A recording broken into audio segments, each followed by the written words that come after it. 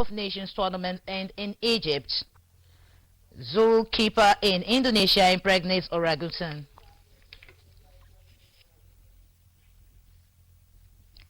Good to have you on the news. I am Oris Esima Anireta. Tragedy struck on Saturday morning in the university town of Abraka in Ethiopia East local government area as a three-story building under construction collapsed, killing 4 construction workers with several others injured and trapped. Correspondents who monitored the rescue operation reports that the community who have been thrown into mourning following the unfortunate incident. The reports.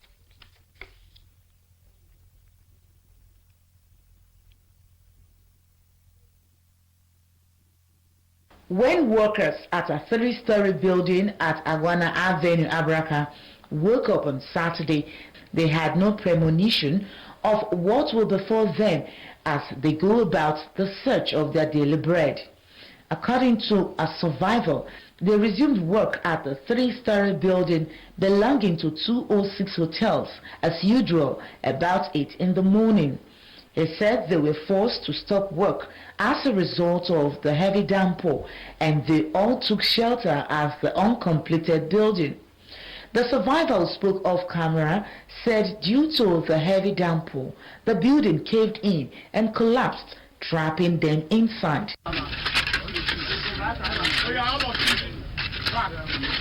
Through the efforts of neighbors who carried out rescue operation, some persons were rescued alive but sustained serious injuries, while 4 persons were brought out dead.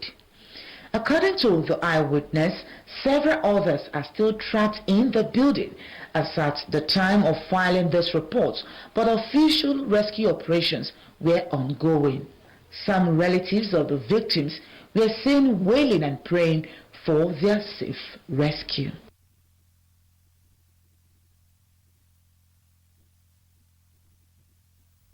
Meanwhile, another building has collapsed in Asaba along Chief Iburi Golf Court Road behind Government House, killing a young man. It was gathered that the young man, aged between 30 and 35, has been dug out of debris from the collapsed building. Secretary to the state government, Mr. Chieduebe, who visited the site of the collapsed building Saturday evening, expressed shock at the incident, which puts the area into sad mood. Staff correspondent Joshua Panife reports that the SSG, Mr. Chieduebe, says that government would not treat the matter with levity, as he wants private developers to use quality materials when erecting structures. Students who just finished writing the promotion examination have expressed satisfaction that they will move to the next class when a new academic session begins in September this year.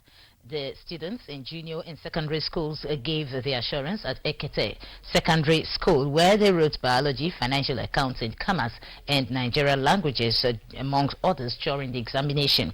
Staff correspondent Joelson Esete reports that teachers in both primary and secondary schools have commenced marking over scripts.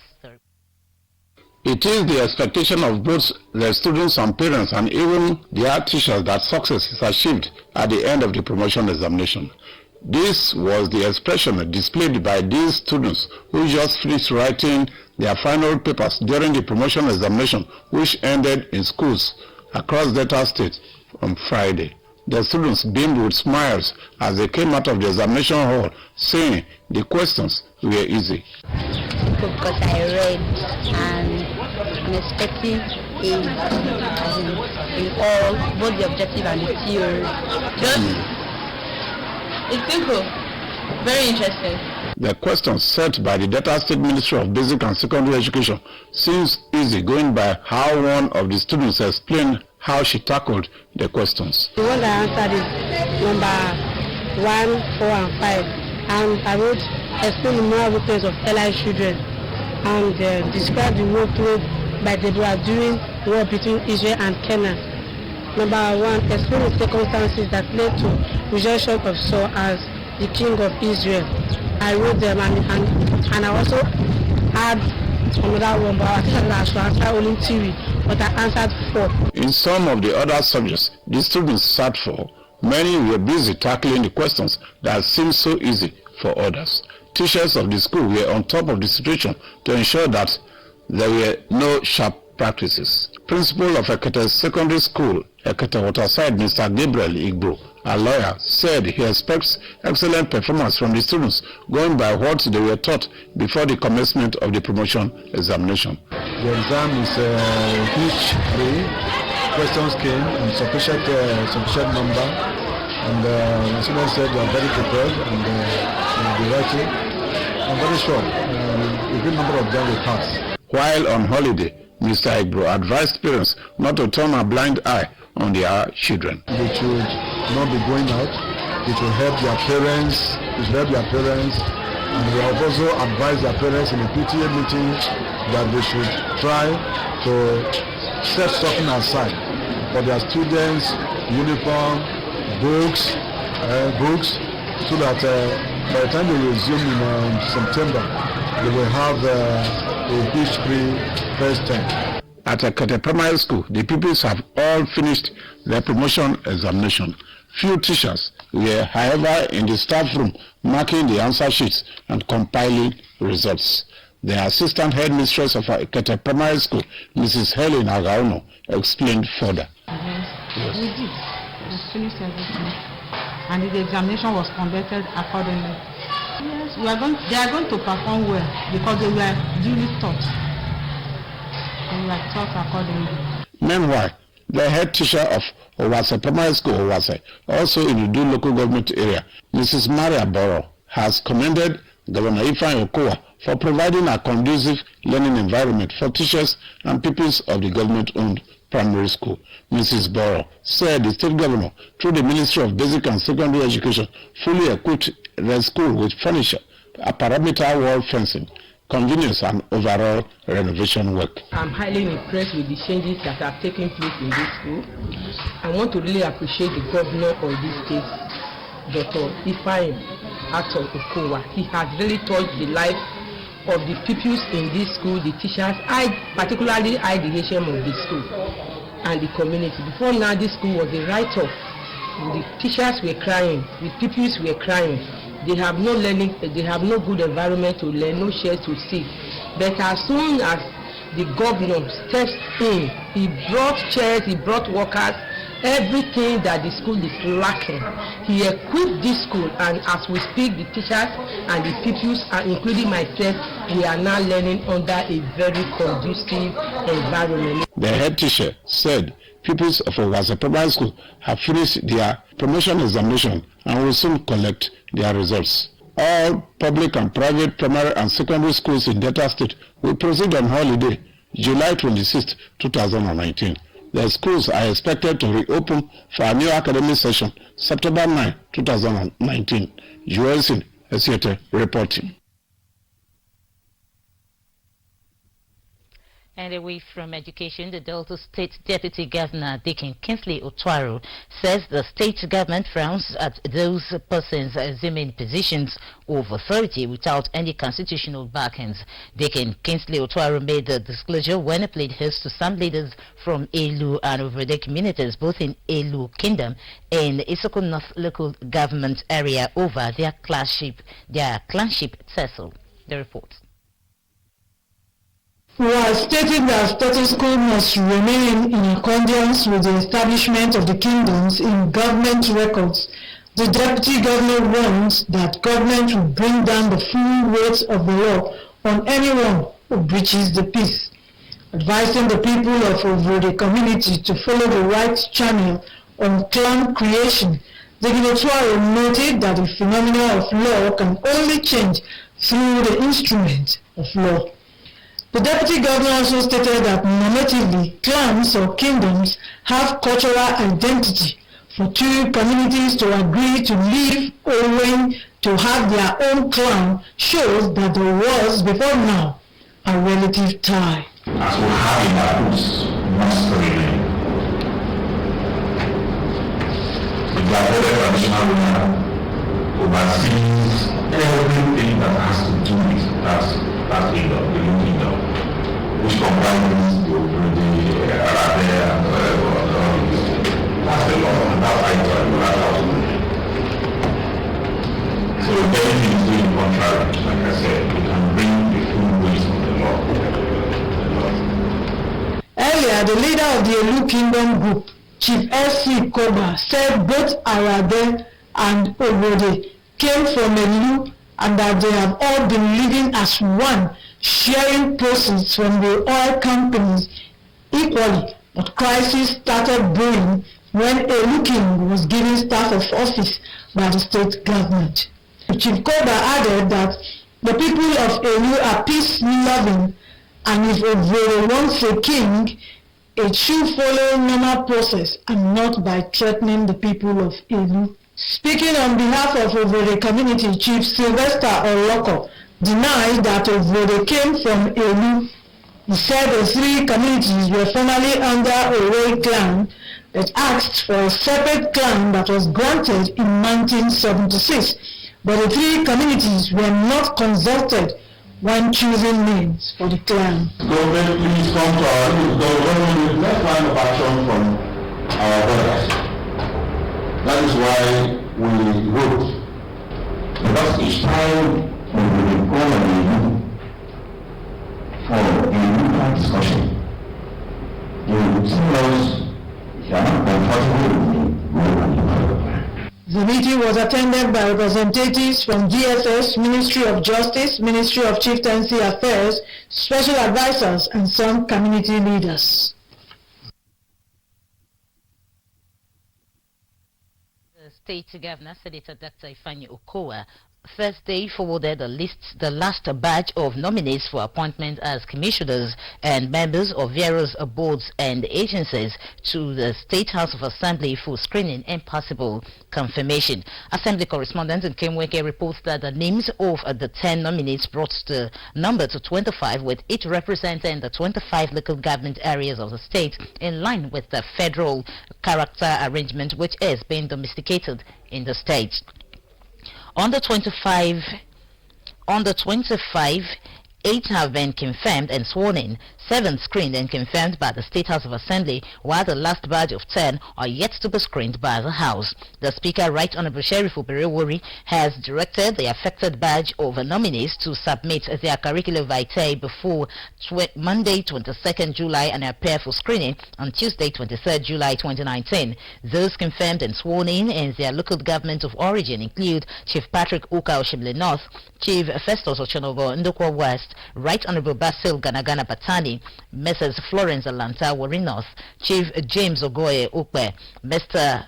Peter Mrakpo Uheli South, Mr. Chika Osai Ndokwa East, and Professor Patrick Mubogari Uheli North.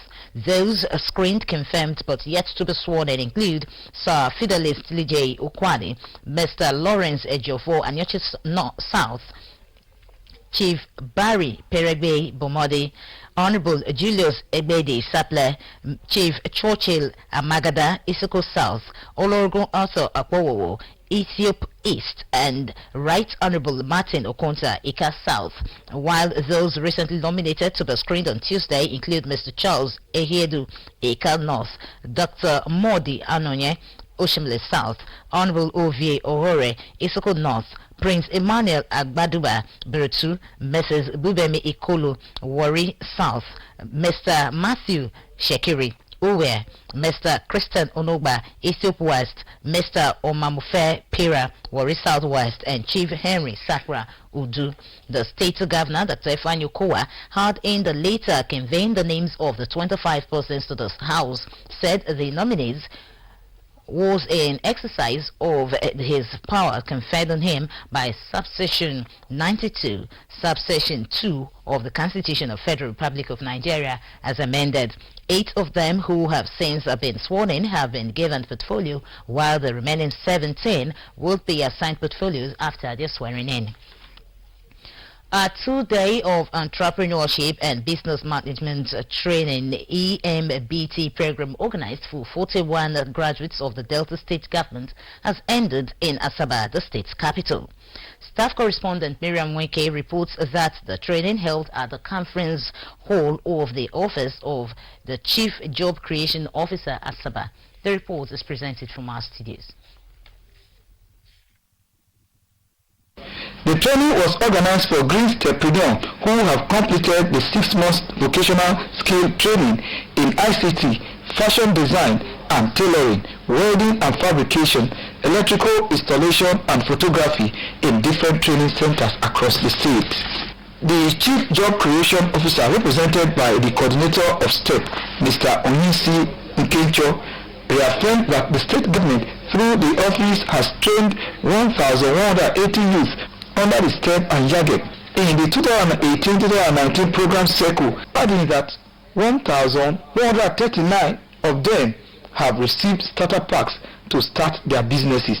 Mr. Ikencho disclosed that the entrepreneurship and business management training for the 41 entrepreneurs marked the end of the 2018-2019 cycle, while congratulating the participants on their success at the proficiency test and for going through the various stages of the program successfully. Mr. Ikencho noted that the state government has introduced a post-training proficiency test to ensure quality assurance for the program. He explains that the EBMT is a critical component in the training program, which would expose them to basic principles and practices for entrepreneurship and how to start, manage funds, grow and market their businesses. Speaking on the program, some of the beneficiaries expressed gratitude to the state government for the opportunity to be trained to become entrepreneur and appeal that more unemployed youth be engaged to reduce youth unemployment. The Delta State Government, through the Office of the Chief Job Creation Officer, has trained and established 4,253 youths under its STEP, YAGEP, and DEEP, including persons with disabilities during Governor Kowa's first term.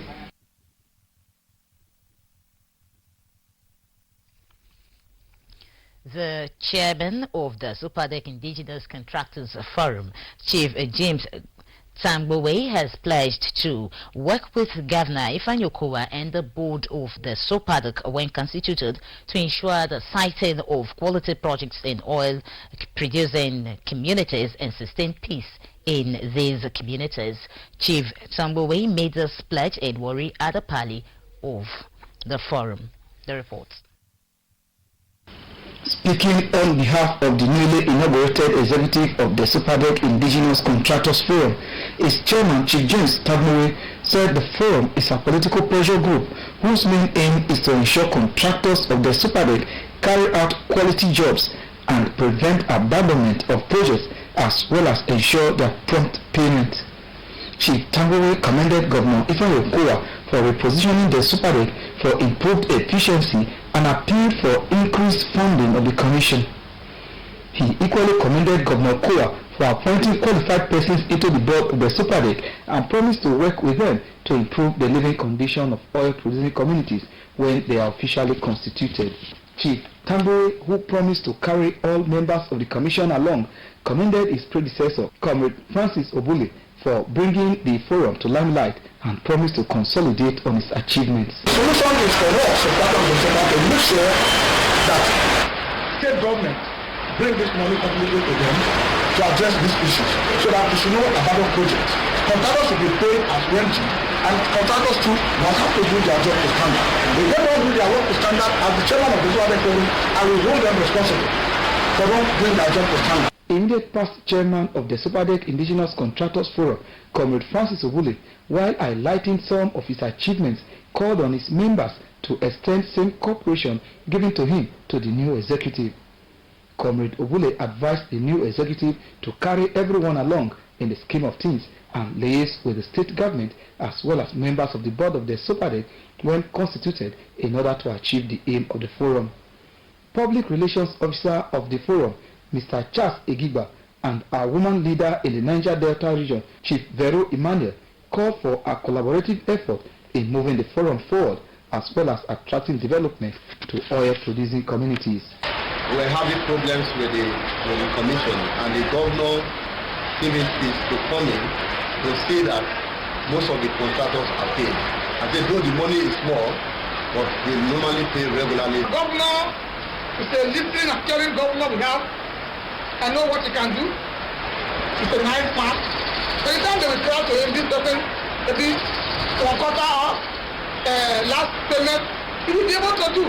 In this forum, is projects and payments, and at this time, the government should answer us, give us the priority for us to operate.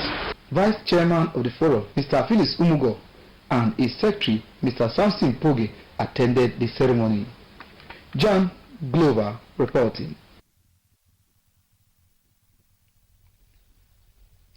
Electricity consumers will be able to acquire meters without upfront payment beginning from next month. Details of this and other reports to come your way shortly on our business news. To stay.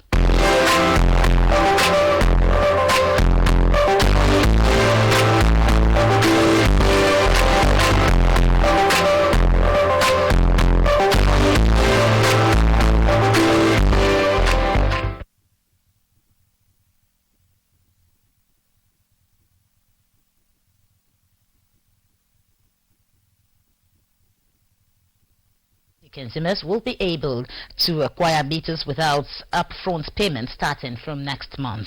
NERC said consumers could get meters and pay in installments within 1 year or a maximum of 10 years, with the price of a 1-phase and 3-phase meters put at 36,000 naira.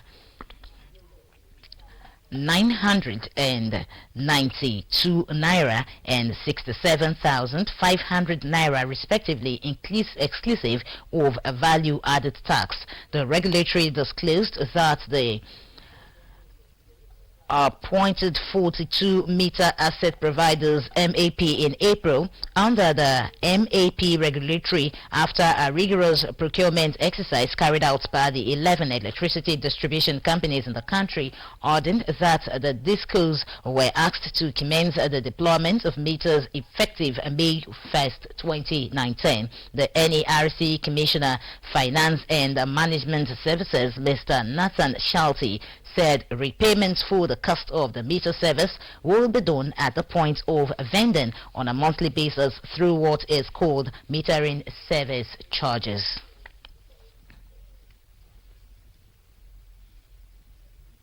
Bears retained their hold on the equities sector of the Nigerian Stock Exchange (NSE), as well as sell pressure extended to the fourth trading session of the week, causing the all-share index to slump further by 0.6%.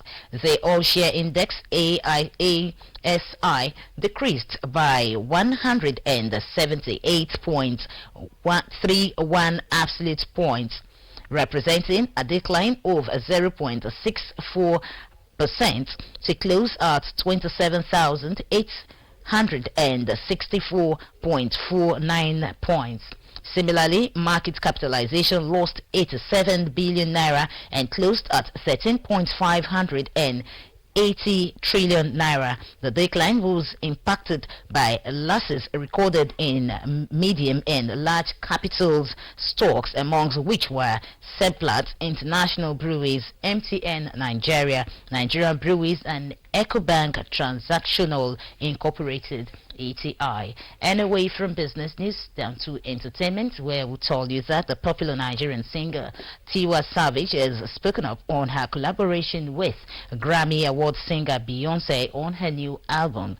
Beyonce on Tuesday unveiled the track list of a new album, The Lion King, The Gift, which is a musical accompaniment to the new Disney movie. The album features 6 Nigerian pop stars, namely Yemi Alade, Burna Boy, Mr. Ize, Techno, Wizkid, Tiwa Savage, as well as Ghana's Shatta Wales. The Grammy Award-winning singer had disclosed that she worked with Wizkid, Tiwa Savage, and other African artists because she wanted to ensure that she worked with the best from Africa and not just sample sounds from Africa. Tiwa Savage on her Instagram page described the soundtrack as a reminder of 2 Africans who are the celebration of African kings. Nigeria legend Two-Face Idibia has come under attack for endorsing a post criticizing the Bible. Taken to his Instagram page, Two-Face on Thursday shared a screenshot of a post by Ikide Ikiola popularly known as Pa Ikide, criticizing Africans for still believing in the Bible and the white man's God. Two-Face, sharing the post, urged Africans to wake up and rescue themselves from mental slavery. The legendary singer has since stirred diverse reactions online as Nigerians blasted him for endorsing a post against the Bible and Christianity. Wonders, they say, shall never end, as a zookeeper in Indonesia has impregnated a female orangutan. The 38-year-old zookeeper was filmed in full action in a series of hidden cameras put in place by security officials after doubts emerged about the man's devious action towards the zoo animals. An employee of the zoo, Agirol Yaha, explains that some animals seem sexually aroused when it was time to feed them. He added that the female orangutan has never been in contact with any other orangutans because of her aggressive nature. The confused officials in the zoo, according to them, it took them some time before they were able to explain what had actually happened. The zoo director, Abdul Hakim, admitted that they did not clearly understand what had happened. The female orangutan named Marilyn had been secluded for the past 10 years. Many experts believe the man could not have impregnated a female animal, but some specialists, however, claimed a rare genetic predisposition could explain the inexplainable. Investigations reveal that, contrary to popular belief, the orangutan species is much closer to the human species than chimpanzees. Appeal biologist Matia Padu Panjulu of the University of Jakarta explains further that human beings shares the same DNA code with orangutan species, with only a minute's difference, adding that this explains why the orangutan is pregnant for the zookeeper. And still from the foreign scene, a Turkish soldier has been killed and 6 wounded in a cross-border operation in northern Iraq against the outlawed Kurdistan Workers' Party. PKK, Turkey's defense ministry, said the Turkish military last week launched towards it described as the second stage of a campaign has dubbed Operation Claw, the northern Iraq. The operation started in May 27 in northern Iraq's Kirkuk region, targeting the PKK with artillery and air raids as well as ground operations by canoed bridges. Turkey says Operation Claw aims to destroy shelters and caves used by the PKK, notably in the Kandil region of the south of Kirkuk. Turkey has frequently launched air raids in the region, but ground operations are rare. Hong Kong actor and film producer Simon Yan has been stabbed while speaking at a promotional event in China. The star, who has appeared in numerous award-winning films, was in the city of Zhongshan when the incident happened. A video shared on Weibo, the Chinese equivalent of Twitter, shows a man approach the stage and launch at the actor before a violent scuffle ensued. Mr. Yan's manager said his client's injuries were not life-threatening and he had been taken to hospital. The 64-year-old actor was appearing at the opening of a new shop in Zhongshan in the southern province of Guangdong on Saturday when the ugly incident occurred. And now to sports. Algeria has emerged champions of the 32nd edition of the African Cup of Nations tournament tagged AFCON 2019, hosted by Egypt. The Algerian team were crowned the champions of the African continent at a second-minute strike deflected off the foot of a Senegalese defender. The Tarega Lions of Senegal could not equalize that lone goal before the whistle sounded at full time. The reports. That's a brilliant piece of play. Well, couple of months later when Algeria took on Senegal. A second-minute deflected strike by an Algerian forward in the opening game of the finals of AFCON was all the North African team required to be crowned champions after many years of efforts to lift the trophy for a second time. The lone goal by the Algerian team came as a shock to the Senegalese team, who could not recover from the early goal. It's a good attacking position. There's a shot that's coming in there from Bounedjah, and well, this is absolutely incredible. This is absolutely incredible. Did you see what happened there? The deflection's taken the ball into the back of the net. It's absolute madness that's taking place here. It comes off Sané and it just goes flying up in the air and over behind the goalkeeper, and no one can quite believe it. We're not even, 3 minutes into the game and we've already got a goal. Shortly after the goal, the Teranga Lions of Senegal piled pressure on the Algerian defense, a move that, however, failed to crumple the Algerian defense. Instead, the entire game witnessed rough tackling and offensive display, especially from the Algerians. The Algerian team also deployed all forms of tricks and delay tactics to frustrate the Senegalese and ensure victory. The game, however, had a talking point where there was a suspected case of penalty, but then the VAR had this to say. Senegal players, the ball comes back. Is that a penalty? Is that a penalty? We're going to go up to VAR. Of course, Mr. Alioum will...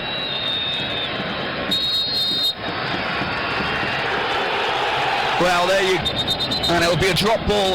At the end of proceedings, Algeria was crowned African champions. It is Algeria that are the kings of Africa.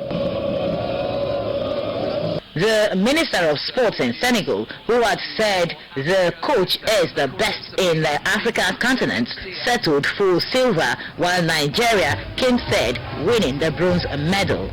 Nigeria's Odio Igalo won the Golden Boot in the tournament with 5 goals, with him also being the only Nigerian player to make the tournament's best 11 players. Meanwhile, the Confederations of African Football (CAF), organizers of football in Africa, has released draws for the 2021 African Cup of Nations tournament to be hosted by Cameroon. It's better from Algeria, searching to go back in front by a goal. That sports report presented from our studios, put together by Chwalsin Siete. Weather updates for Warri in the coming week. The persistent rainfall in Warri in the last few days have left many streets flooded and most residents homeless. And according to our weather forecast, the rain will continue in the coming week.